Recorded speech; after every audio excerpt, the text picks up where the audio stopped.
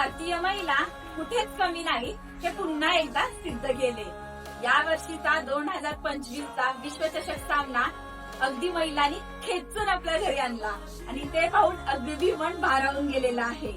किती खडतर परिस्थितीमध्ये प्रत्येकीने प्रॅक्टिस केलेली आहे, त्यांनी किती बलिदान दिलेलं आहे हे चषक आपल्या घरी आणण्यासाठी की आज आपण आपल्या सर्वांनी प्रत्येकीच्या इंटरव्ह्यू मध्ये पाहिलेला आहे। खरोखर मन अगदी गर्वाने फुलून जात आहे।